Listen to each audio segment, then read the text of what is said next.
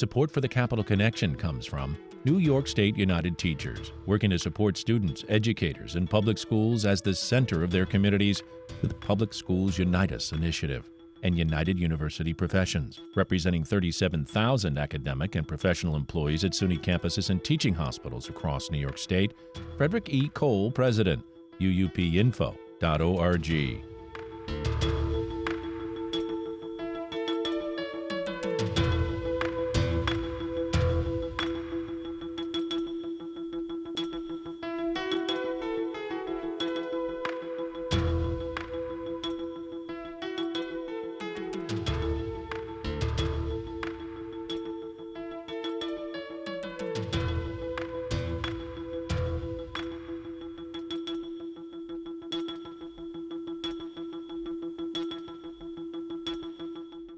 It's the Capital Connection. Hi, I'm David Gistina. This week with Katherine Nadeau, New York Renew's staff supervisor. Katherine is one of the people who helped enact New York's nation-leading Climate Leadership and Community Protection Act, among other state environmental laws, and serves as Catskill Mountain Keepers Deputy Director.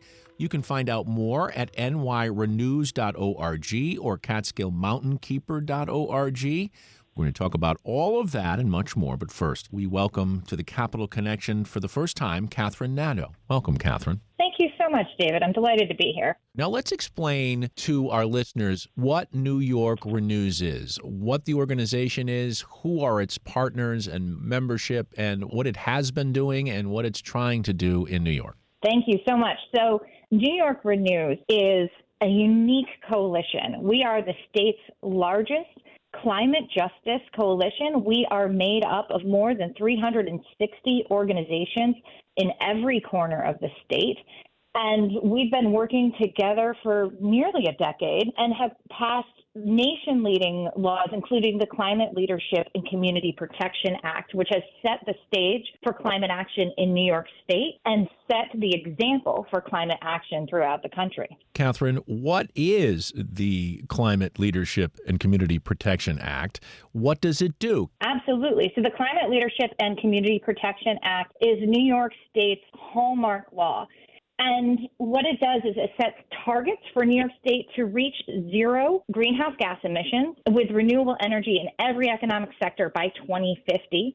It provides strong labor protections to create and support homegrown New York jobs. And it works to provide justice for communities that have been marginalized, left behind, and need that extra support to make the climate transition that New York State is currently taking on. Well, and the devil's in the details here. So how much progress has been made since this law has been passed? Yeah, the law was passed in 2019, and in that amount of time, New York State has gone hard at implementing the law in a lot of different ways. Now, there is always more work to do, and we'll talk about that, right? There are places where we need to do more because the climate crisis is here, is impacting New Yorkers every single day, and we need swift and strong action in order to both slow the damaging effects of the climate crisis and also to invest in our communities to make sure that the people here in New York will survive and not only that, will thrive in the future ahead of us.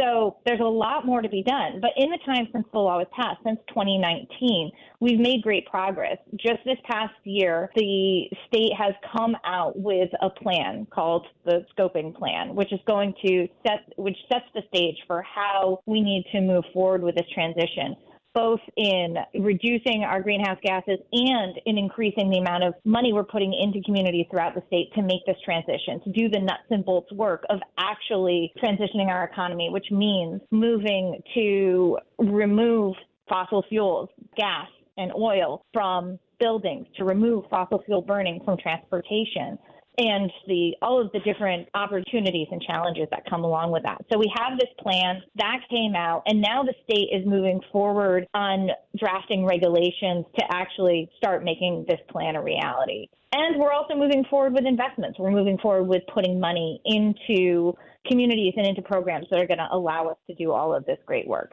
Yeah, and you mentioned this coalition of 360 organizations. Can you give us a sense of who some of these folks are and how they come together even financially. How does this organization work? So New York Renews, like I said, it's a coalition, and it's made up of more than 360 organizations across the state, from labor groups like the Alliance for Greater New York to Citizen Action, working on environmental and economic justice, to Green Faith, which is a faith-based organization, to the People's Climate Movement, to New York State Nurses Association. We've got folks in New York City, like the New York City Environmental Justice Alliance. Out in Buffalo, we've got Push Buffalo. We cover every corner of the state. We cover all the different economic sectors. We cover justice organizations. And we've all come together with one central goal, and that is to create a climate justice transition in New York State to get us off of fossil fuels and to invest in communities that need the investment the most. Does that mean you are the lobbying arm of all these groups that come together? We all work together on all different aspects of the work. So we've got organizations who are showing up in lobbying in Albany. We have organizations that are organizing in their own communities to do community outreach and education and to work with local lawmakers there. We have folks who are working in their churches every Sunday and in their synagogues every weekend to educate and activate folks around the state around climate justice. Okay, well, let's go a little deeper now. We had a summer of intense climate events. We had wildfires, smoke from Canada, wildfires in Maui. We've had flooding, one extreme storm after another, and it just doesn't seem we're doing enough. And despite your efforts at the close of the legislative session, you note that without bold leadership from elected officials, quoting you, New York Renew's press release now, will only get worse. New York saw the highest pollution levels in the world. That was with the wildfire smoke, the same week that key climate, jobs, and justice legislation, including the New York Heat Act, the Climate Superfund Act, and the Just Energy Transition Act passed the Senate but stalled in the Assembly. While the governor stayed silent, we can point out, of course, that there's huge Democratic majorities in the legislature. Assembly, usually known as a fairly progressive House. How come we're not moving on that? Yeah, we have a lot more to do here. And when we talk about the climate crisis, we can't talk about that without talking about how we got here. And we've got, for far too long, we've got corporate polluters, fossil fuel companies, and for-profit utilities raking in billions of dollars by treating our earth, our air, our water as an inexhaustible resource that they can just use for their own personal profit. And they put us in this position. So we need leadership in New York State to start moving us forward to really address the crisis that's before us.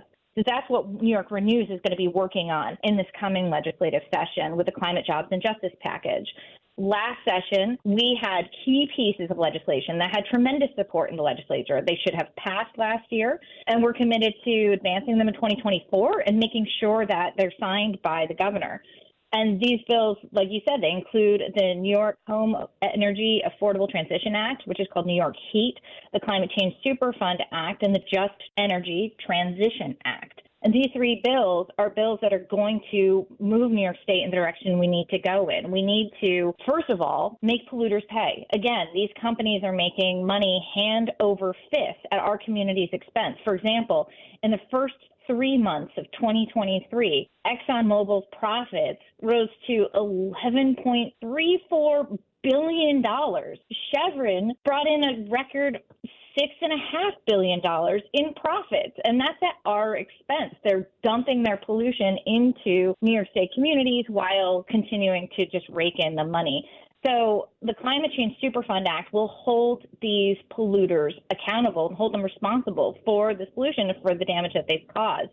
So that's one bill that we need to enact this year, and that's got a lot of support throughout the legislature. Another one, New York Heat Act. This is New York Home Energy Affordable Transition Act. That's going to decouple New York's regulatory ties to fossil fuels, to fracked gas. So it will unrig the system. It'll free our state to build cutting-edge electric and thermal energy networks and to make sure that all of these upgrades benefit working people first. So those are two of the big bills that we're working on to address the climate crisis this year. In addition, we're also working to create a plan to move New York's most polluting fossil fuel power plants into renewable energy hubs. And we're doing that through the Just Energy Transition Act. So those are three bills that New York Renews is supporting this year that has tremendous amount of support in the legislature and that we're working to get across the finish line. And then the last thing I'll mention on the session to come is that we've got a big budget conversation coming up in New York State. And folks realize, I think at this point, we can talk about our values all we want. But when you want to see what somebody really values, you look at where they spend their money. And New York State is not investing enough in climate solutions.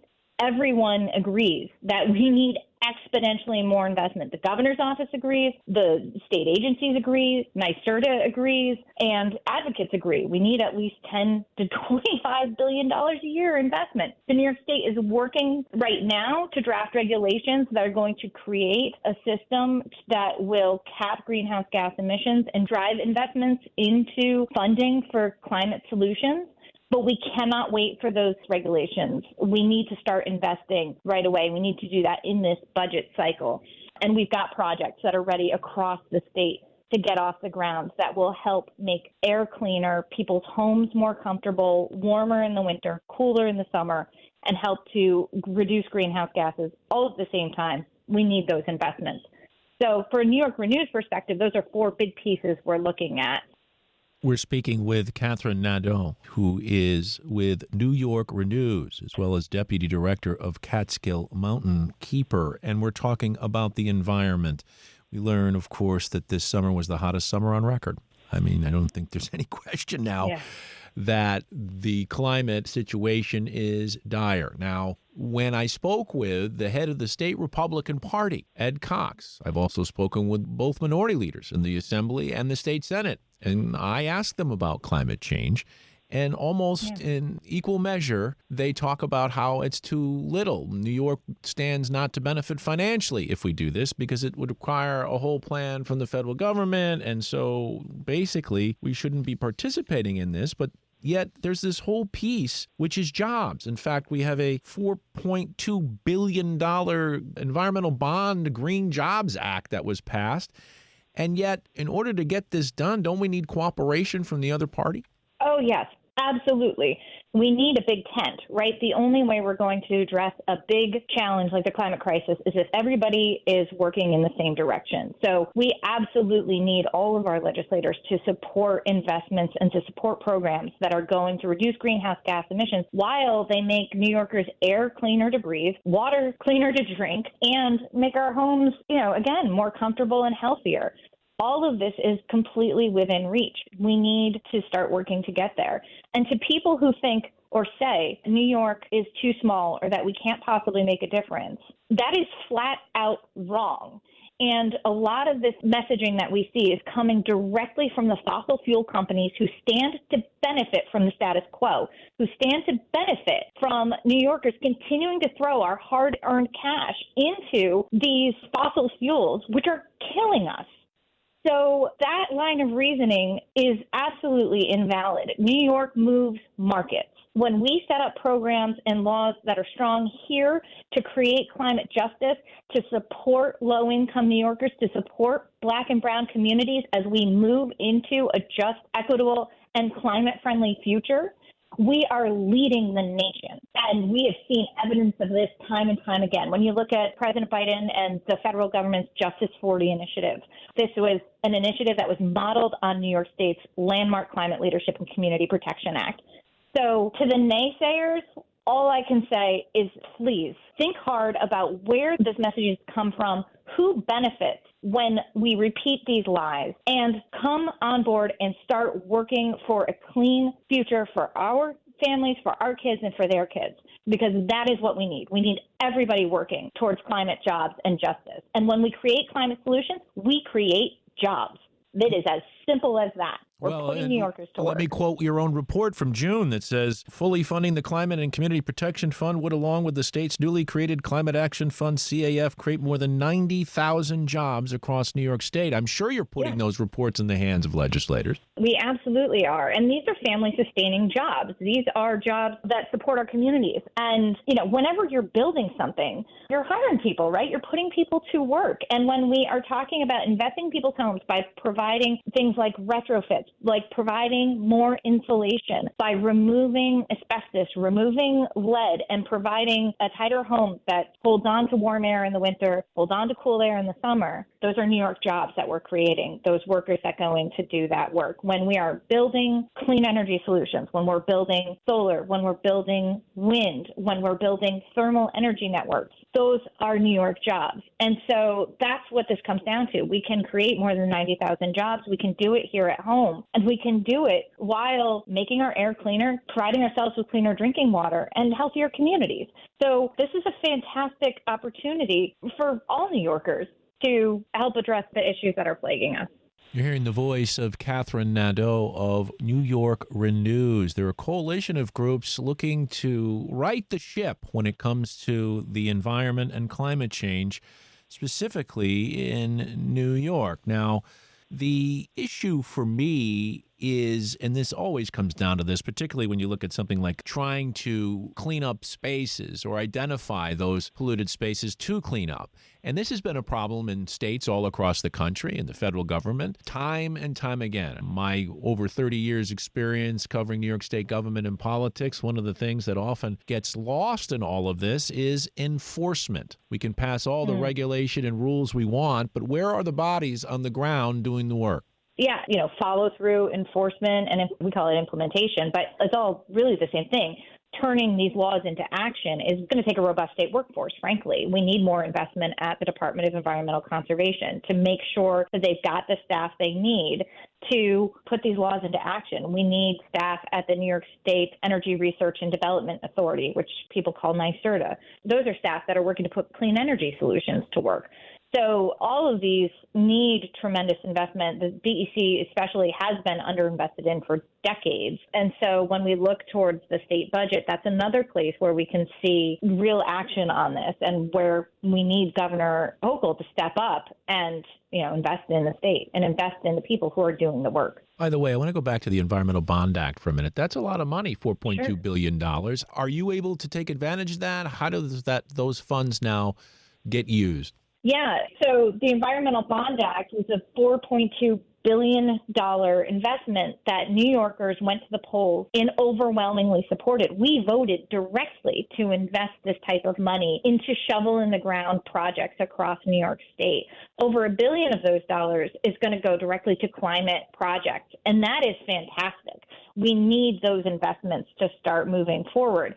The one thing I'll say, though, is that it's a piece of what we need, and it is one-time funding. We also need ongoing commitments to climate solutions, to everything from building more charging stations for EVs, to transitioning buildings, to building large-scale energy solutions, all of these things.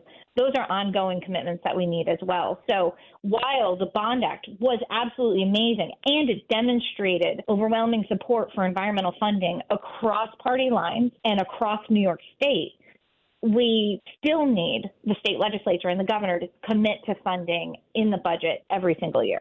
One of the areas that keeps coming up again and again, if you pollute, you should pay for it. Make the ultra-rich pay for what they owe is part of your platform as well. And that's easier said than done for sure. And in the era where companies that make billions don't mind paying millions of dollars in fines, I'm wondering if you should even go further if they're going to continue to pollute the environment. Well, while there are lots of solutions out there, the one that we're pushing legislatively and that has a ton of support in the legislature is the Climate Change Superfund Act. And again, this is based on that whole principle of polluters have to pay for their mess, right? We've got a Superfund in New York State to deal with toxic pollution on the ground. This law would take that same principle and say to polluting fossil fuel industry companies whose products have been blowing greenhouse gases, have been blowing toxic pollution into our communities for decades, to hold them accountable for their part of the pollution and for those costs.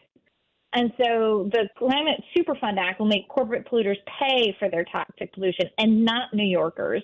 It's projected to raise billions of dollars a year to tackle climate change, to improve New York's electric grid, and to improve public health statewide. So this is a bill that we wholeheartedly support, and we're looking to the legislature to pass this year and to get across Governor Hochul's desk. Well, you can only imagine that in this case, the polluters are going to fight this tooth and nail. And Oh, as yeah. many have said in the past, wait a minute, when we started polluting, these laws weren't passed. There were no regulations. We were allowed to do it. In many cases, they'll say the state let us do it. Well, when it comes down to it, though, it is not New Yorkers who have been. Sorry, let me try that again. When it comes right down to it, this is going to shift the bill for paying for climate change that fossil fuel companies have caused with their ongoing lies, with their manipulation. Fossil fuel companies have known for decades. They've known for decades the amount of harm they're pushing throughout the world. And so shifting the burden of the cost for climate cleanup from New Yorkers to the companies that have caused it is exactly what we need to be doing. And the bill, this law would require polluters, the largest greenhouse gas emitters, to pay $3 billion annually for the next 25 years for the damage they have done. And this number hasn't come out of the clear blue sky. This has come through rigorous accounting for how much these companies have polluted into our atmosphere and how much they owe New Yorkers for the cleanup. So when it comes right down to it, it's a basic issue of fairness, right? If you are causing harm, you need to be held responsible for that. The biggest polluters are causing the most harm. They can and should be held accountable. They should be the ones who are paying for the cleanup, not working New Yorkers. And by all accounts, they're harming the most vulnerable, which would be the poor and children. Yes. Absolutely. Low-income communities, communities of color, indigenous communities, these are the folks who have been hurt most by corporate pollution by these major oil companies. And it's only right that the oil companies pay their fair share to help get New York State back on the right track and to help address the issues they've caused in these communities. Well, I'd like to get an update, and we're speaking with Katherine Nadeau, who is with New York Renews, a coalition of groups working to improve the climate. She's also the deputy director of Catskill Mountain Keeper, one of the members of that coalition under New York Renews. Back in May of this year, the coalition launched a multi-pronged push against National Grid. I think we know who they are, power producer, provider. Stop spreading disinformation, including false data about New York's nation-leading climate law. You've mentioned this just in general today about others who represent or participate in fossil fuels spreading disinformation. The second thing, drop out and desist from participating in the Fossil Fuel Front Group, New Yorkers for Affordable Energy, NYFAE. Can you give us an update on National Grid and what's happening? Yeah, I mean, one of the things that New York Renews was seeing and continues to see is fossil fuel companies are fighting for dear life. They know that their poisonous, toxic products are coming under scrutiny. They know that they're going to be held accountable for the pollution and the damages that they've caused. New York State is leading the way, and there are states around the country that are following to start shutting down the amount of toxic and deadly fossil fuels we are burning. So they're doing everything they can to hold on for dear life, and that includes massive public misinformation campaigns about what the law is and what it does. I mean, we saw I'm sure you saw this too, Dave, an entire conversation coming out about Governor Hochul is coming for people's stoves, all sorts of things, trying to use whatever tactics they can to get people riled up. And National Grid was part of a front group that was instigating a lot of these false claims and this bad rhetoric. And so we're calling on the utility, right? The utility is supposed to be a service provider. It's supposed to provide a much needed service, right? Electricity and power to people's homes. It's not supposed to be out there advocating against its customers' health and well-being, which is exactly what the utility was doing and is doing by participating in this front group. So we're calling on them to step back. I don't know that they've heard our calls yet, but hope springs eternal that the utilities will come around and realize not only do people not want to be poisoned by toxic fossil fuels, not only do people not want the hottest summer in the world to become the coolest summer for the rest of our lives, we actually want our service providers out there working with us and for us. So hopefully National Grid and others will take the cue and start really becoming true partners in the just energy transition that we need. Well, I want to end the program, and we're speaking with Katherine Nadeau of New York Renews with the idea of protecting pollinators and the Birds and the Bees Protection Act. Can you talk about that for a moment? Yeah, another potential crisis is what's happening with pollinators. Each year, we're reading more and more about colony collapses of honeybees. We're reading about fewer and fewer butterflies and fewer monarchs making the migration each year. And one of the big causes is a class of chemicals called neonicotinoids, or neonics, which are applied to seeds. They're actually painted right onto seeds and seed coating so that the chemicals get absorbed by the plant and then it kills plant pests. Well, unfortunately, it doesn't only target any one type of insect. They harm all insects. Bees are tremendously important. 1 out of every 3 bites of food we take, we can thank pollinators and bees for. So when we've got a class of chemicals that is known to contribute to colony collapses, is known to contribute to poisoning pollinators, it just makes good sense to stop using that class of chemicals. So we've got a bill before Governor Hochul right now, Birds and Bees Protection Act, which would limit the use of neonics. It would not take them out of regulators' hands entirely. It would still allow for their use in very specific circumstances where the benefits outweigh the harms. But it would take them out of a lot of the common uses. So it's before Governor Hochul. We're calling on her. We're very hopeful that she will sign the bill. That would be a huge help to all of our pollinator friends throughout New York State. I'm afraid we're out of time. Our guest has been Katherine Nadeau, staff supervisor for New York Renews, a coalition of over 360 environmental justice, faith, labor, and community groups working to protect the environment. They fight for good jobs, climate justice, and they say they're not finished yet. Find out more at nyrenews.org. And Katherine is also the deputy director with Catskill Mountain Keeper, which you can get to through catskillmountainkeeper.org. Katherine, thank you for your advocacy, for coming on the Capital Connection, and I hope you'll come back in the future and update us on any progress you might have made. I'd love to do that. Thank you so much, David.